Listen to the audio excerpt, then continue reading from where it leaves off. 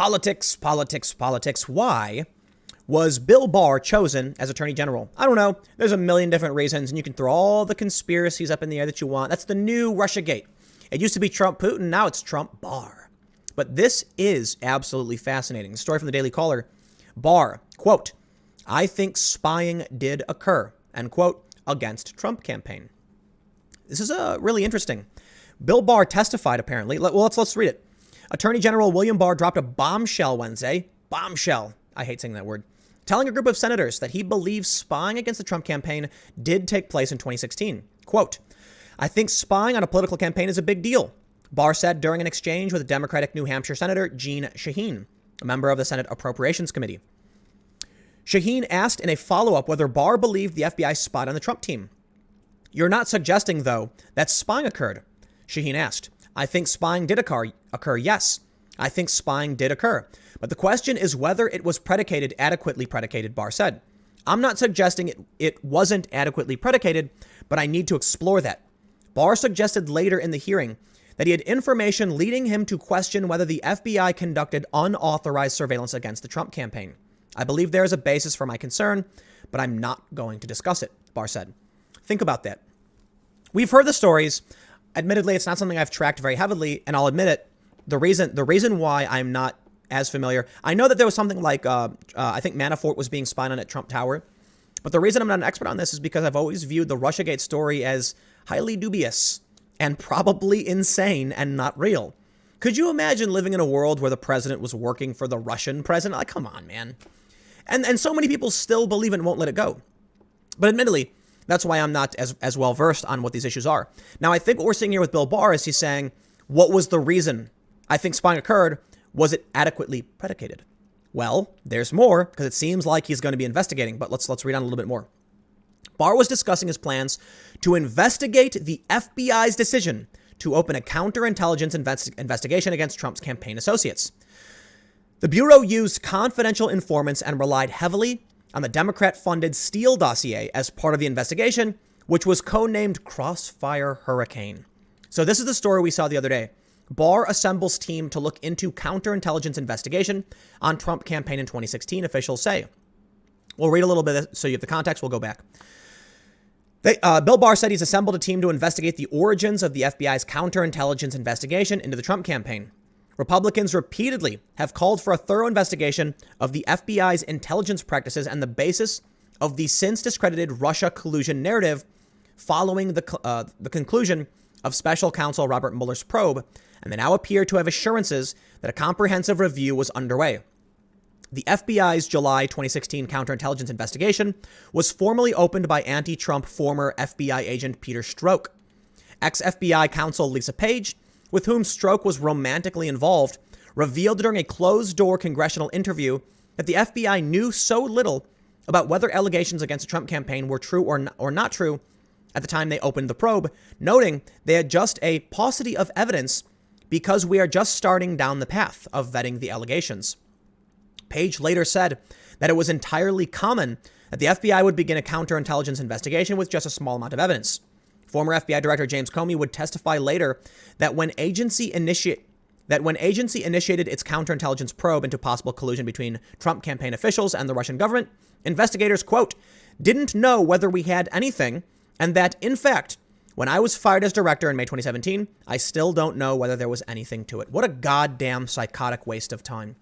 What a horrible crime perpetrated against the American people and this government. You don't have to like Trump at all. By no means. And I have tremendous respect for those who can articulate the reasoning for not liking the man. But the Russiagate conspiracy nonsense was a travesty. It was insane. And it's even worse still that people refuse to let it go. Look, I am not an absolutist, and I believe it's possible something may come out in, the Mueller report when it is released. But to think that at this point, no indictments, no evidence of collusion, Mueller's not saying anything, to think that even still, there may be something coming out of this. These people have lost it. And they're taking it out on our democratic institutions. Look, I get it. We're not a democracy. We're a constitutional republic with democratically elected officials. That's the point.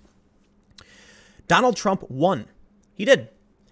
Hillary Clinton and Donald Trump knew the rules of the election They campaigned where they needed to.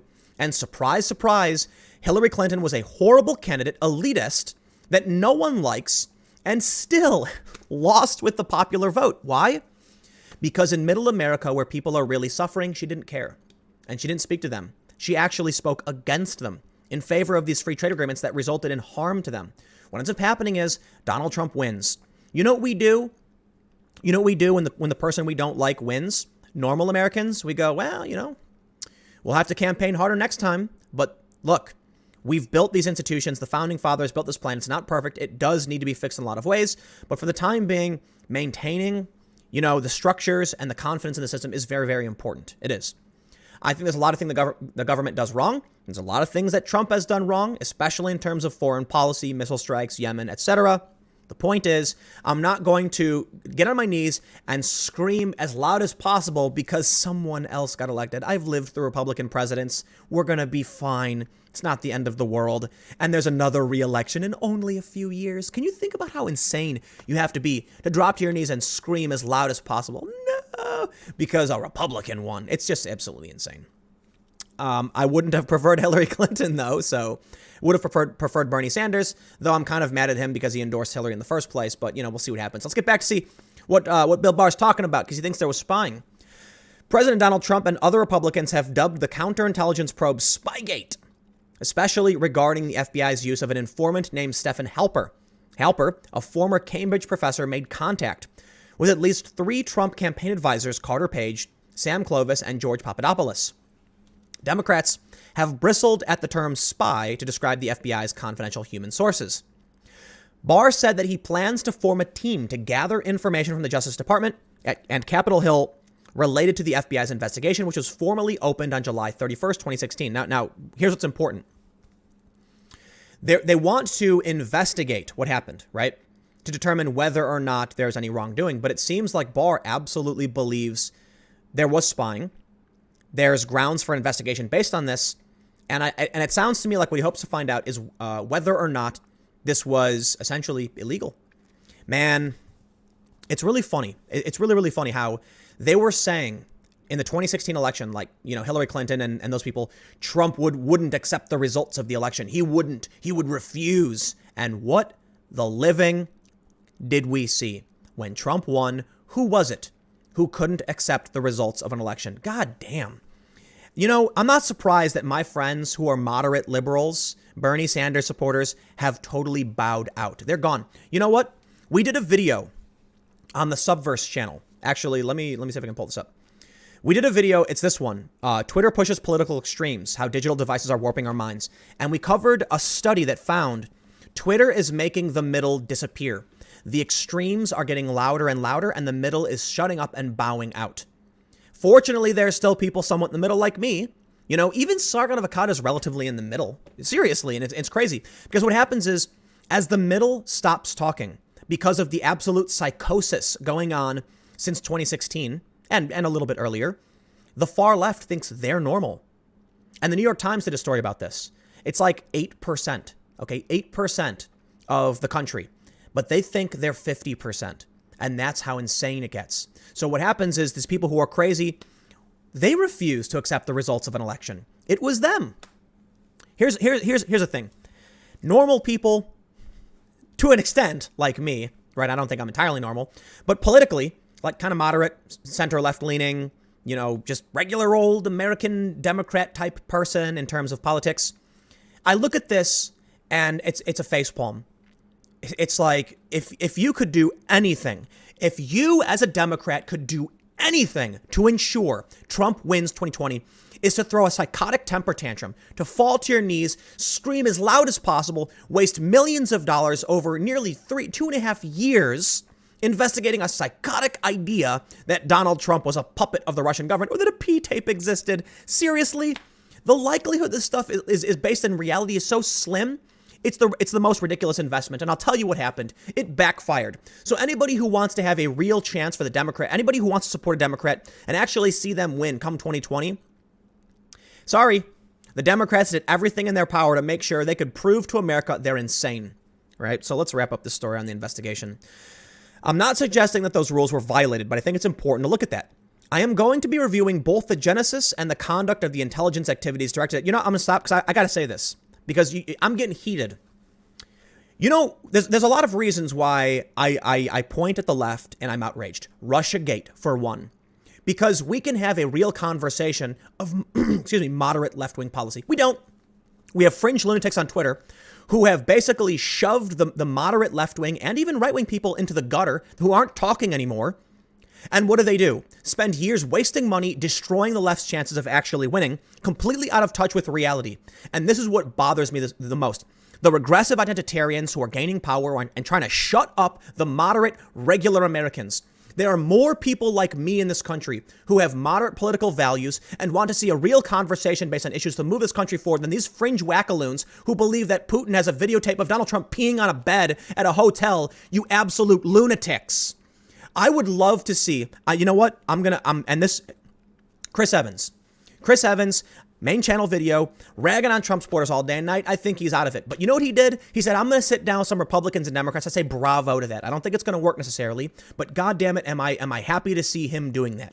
Because he is the perfect example of who should be stepping out and saying, let me talk to these people and finally figure out. And that's what we need. He was part of this Never Trumper resistance group, and now he's sitting down with Dan Crenshaw. Bravo. I don't care if you keep your opinion. I respect you for holding your opinion. I respect you even more for sitting down and having a normal conversation to try and move this country forward.